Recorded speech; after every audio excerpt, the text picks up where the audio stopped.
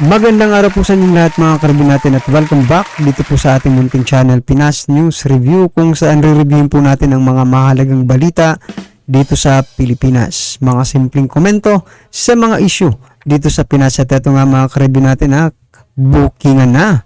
Nako, matindi dito. Just in, Representative Dong Gonzales kumanta na. Mga senador sangkot daw. Yan ang ating alamin mula kay Balitang Pinoy TV. Yan, nasa description po ang full video link ng balitang ito. Subscribe na po kayo. Nako, ano kaya ito mga karabin natin? Ito na nga, sama-sama at sabay-sabay po natin pakinggan, panoorin at bigyan ng reaksyon ang balitang ito. Ito na po. Narito ang Balitang Pinoy TV. Magandang araw sa atin lahat mga kababayan. Dito na naman tayo sa another episode ng ating vlogs. Pag-uusapan natin ngayon, ito po dalawa lang po pero mahaba po itong dalawa na to. Una po, ayon po kay Congressman Dong Gonzales ng Pampanga. Ito po yung pinalit kay bilang Deputy Speaker kay Gloria Macapagal Arroyo. Alam daw po ng mga senador yung kino-question nilang akap. Katunayan, inaprubahan to ng mga senador. Yari, binueltahan agad, antindi Isang araw lang may buwelta agad. Okay, yan pong pag-uusapan natin. Pero bago yan, kung bago ka pa lang dito sa ating channel, mag-subscribe ka na. Dahil ito lang ang... So yan mga karabin natin, yung akap po yung pong controversial na proyekto ng DSWD at sinasabi nga po na ito ay galing sa Kongreso. Pero ngayon, hindi po ito alam ng mga senador, mga karabin natin doon sa hearing sa Senado, At eto na nga, pinabulo, sinasabing sinungaling. Yun po yung pinalalabas ng Kongreso. Sinungaling itong mga senador kasi alam di umano nila itong AKAP project ng DSWD, Bago po ito pinunduhan ng bilyon yun, Bilyones Time 26.7 billion yan channel na may kinikilingan, may pinapanigan, unas sa balita, uli sa impormasyon, kaya ano pang hinihintay nyo? Bukbok na! Bukbok! Coach Bukbok! Siya po ang pinakamatapang na tambi vlogger ngayon. Grabe, duwag si Pangulong Duterte. Sa lahat po ng siguro sa lahat ng pwedeng ibintang kay Pangulong Duterte, yung pagiging duwag ang malayo sa katotohanan, Talaga? Matapang ka talaga, Bok? Bok? Ngayon lang tumapang yan. Akala ko nga showbiz yan. Ngayon ang tapang. Grabe. Coach Bok. Tumapang, Duwag at ipokrito si Pangulong Duterte. Teka muna. Mamaya na po tayo riyan. Okay. Punta muna tayo rito kay Dong Gonzales. Alam niyo po yung pinag-uusapan natin, yung 26.7 billion na pondo po, Ito po, sabi ni Dong Gonzales. Si Dong Gonzales po, yan yung pinalit kay Gloria Macapagal Arroyo bilang Deputy Speaker, Mataas po ang tungkulin nito ni Dong Gonzales. Kaya attack dog to ni Martin Romualdez.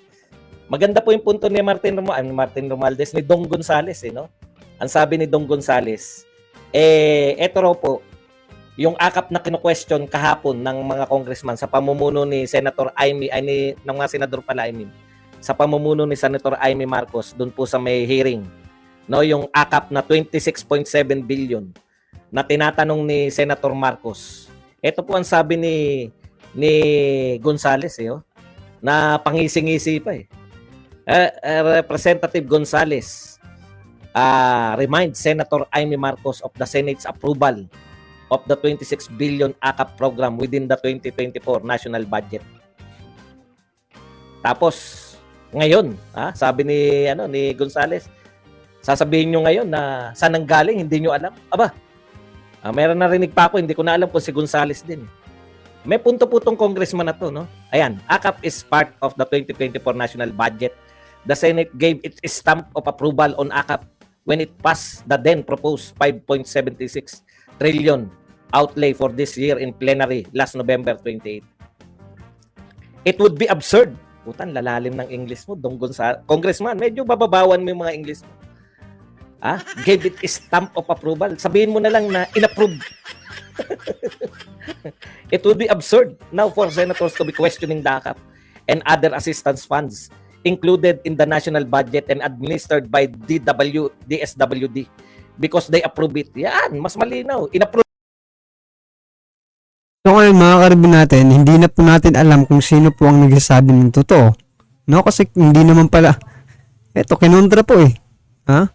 Ng mga kongres nitong si Dong Gonzales, mga karibyo, na alam po yan ng mga senador. Di ba? So sino po ba talaga ang paniniwalaan ng taong bayan?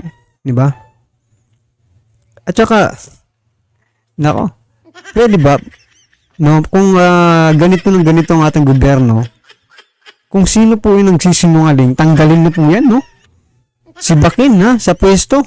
Kung talagang nagsisinungaling yung mga senador na yan, no? Sa bagay, magpapalusot din naman yan eh. Or kung nagsisinungaling mga itong taong ito, di ba? Itong si Representative Dong Gonzales. O, ito ang si Bakin. Di kaya si Speaker ang si Bakin, di ba? Kasi parang niluloko niyo yung taong bayan eh. Pagdating sa taas, hindi nila alam. Dito sa baba, alam. Di ba? Huwag niyo namang gawing yung taong bayan. Di ba? Maglabas po kayo ng mga dokumento kung talagang alam po yan ng ng mga senador. Kasi sinasabi nila, hindi nila alam yung AKAP na yan. Na project na bilyones pa naman yan, galing po yan sa taong bayan eh. Kayo pong mga opisyal ng ating gobyerno ay meron po kayong obligasyon, no? Hindi po sa inyong mga sarili, may obligasyon po kayo sa taong bayan na maging transparent. Diba? Kung ano man ang ginagastusan nyo dyan sa katungkulang yan or sa mga anumang project na ginagawa ninyo, may karapatan po ang bawat isang mamamayan, bawat isang Pilipino na malaman, di ba? Kasi pera po yan. Hindi nyo po yan pera. Pera po yan ng taong bayan. Di ba? Tapos, lulukuhin nyo lang ang taong bayan? Naku naman. Probahan nyo pala, Senado. Ngayong kukwestiyonin nyo. Ano ba yan? Sabi, pwede raw yan na they are stamped from speaking against or criticizing what they have approved. Ito tandaan nyo to. Ito sinabi ni Gonzales. Unless they tell us now that they voted yes without reading the budget or at least the conference committee report, which is a summary of the outlay. Ininsulto pa kay ni Gonzales. Tama po yung punto ng congressman ni Congressman Gonzales. Inaangalan nyo ngayon yung AKAP. Samantalang, ito ay inapprove ninyo. Huwag nyo sabihin, parang ganito yung gusto sabihin ni Gonzales, huwag nyo sabihin na nag-a-approve kayo ng budget nang hindi nyo binabasa. Correct! Naniniwala ko sa iyo, Congressman Gonzales. Tama ka dyan. Kung nagtataka yung mga senador, bakit may ganyan? Naisahan kayo? Hindi nyo binasa yung pinirmahan nyo? Oo nga, no? Delikado po ito mga karibin natin, no? Kasi isipin nyo, dyan pa lang sa budget na isahan na sila. Paano pa? Dito sa gagawing chat-cha. Yung ginagamit nilang, di ba yung AKAP nga, ginagamit nila sa sa People's Initiative para makontinue yung chat-cha. Paano na lang dito sila maisahan sila dito sa chat-chang ito? No? At hindi nila masilip yung term limits. Gawing 20 years, 50 years na po. Wala akong pakalam kung ilang years yan. Ang importante dito mga karibin natin, gawin nyo naman yung trabaho. Diba? Hindi kasi importante kung sino po yung nagsasabi ng totoo ngayon dito sa Kongreso at sa Senado. No? Ang lumalabas lang dito, hindi po nila ginagawa yung trabaho nila. Diba? Anong masasabi nyo dyan mga karibin natin Kasi posible namang alam nila. or posibleng hindi nila alam. But we don't care. Ang gusto lang natin, mga karibin natin na, di ba, gawin nyo yung trabaho nyo para parang makikinabang yung ano sa inyo, yung taong bayan. Di ba? Kasi dapat nga sa bagay, lahat naman sila mga karibin natin merong kanya-kanyang personal na interest, di ba? Kung bakit nila ginagawa yan. Ang tanong na lang ngayon, para ba talaga sa bayan ang mga ginagawa ng mga politikong ito? Di ba? Malaki pong kasalanan yan. Hindi po kayo dapat nagpapasa nang hindi nyo po nababasa at hindi nyo gano'n naunawaan. Ngayon po kayo aangal. Sinasakyan lang natin muna si Dong Gonzales. May punto ko yan. Kulang kayo. Hindi ko totally. Ano lang kayo? Kunin nyo lang po yung punto ko. No? Correct na correct ka yan, Congressman Gonzales. No? Kung yan ay inaprobahan ng Senado, kasi hodang hindi nila nabasa, approve yan. Correct ka dyan. O, iwan natin yan, ha? Basahin pa natin yung susunod. It is the DSWD that has sole authority over these funds. That is clear in the budget law. Tandaan nyo, ha? It is the DSWD that has the sole authority over this. Pero paano yan? Kasi dinidinero ng DSWD mga karibin natin na wala rin silang alam. Diba? Diyan sa akap na yan. Sino ba talaga ang nagsasabi ng totoo sa gobyernong ito? Iisa lang naman yata yung gobyerno natin, di ba? Ay, nako. Ano ba, nalusutan din yung DSWD? Ha? This funds. That is clear in the budget law. Okay.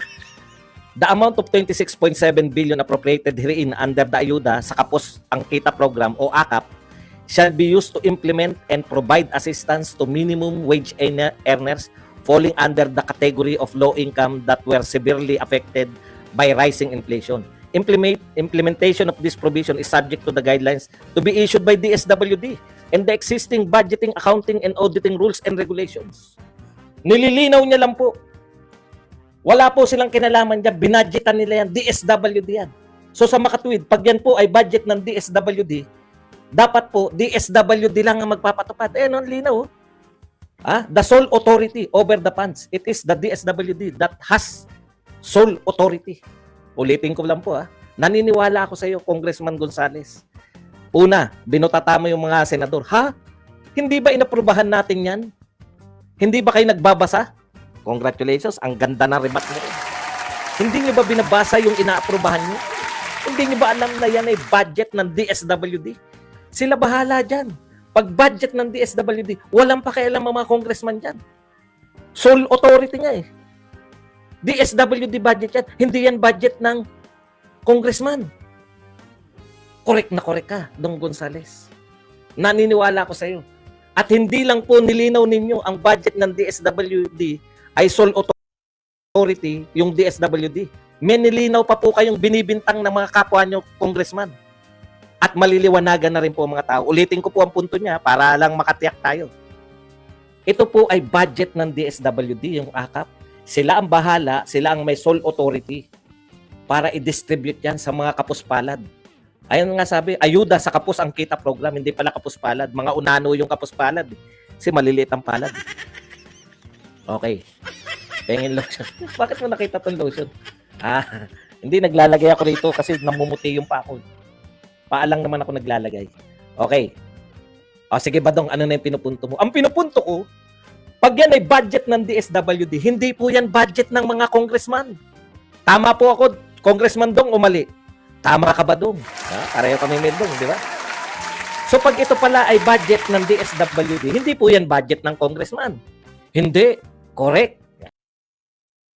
Pero ang tanong, bakit ginagamit, no?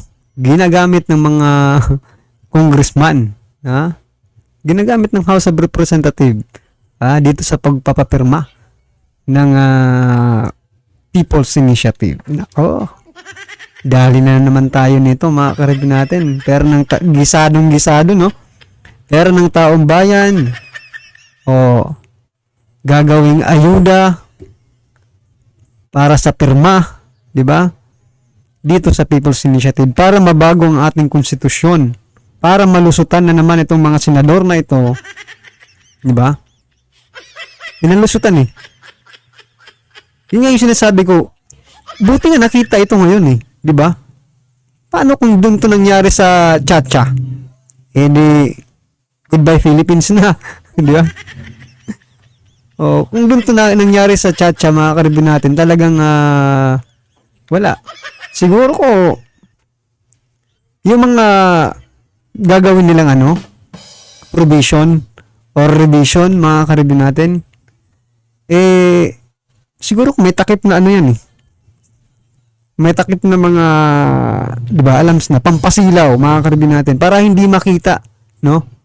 Yung totoong nakasulat doon sa Siguro kanyan ba siguro ang nangyari dyan sa akap na yan? Siguro kung nang ipinapasayang yung budget, no?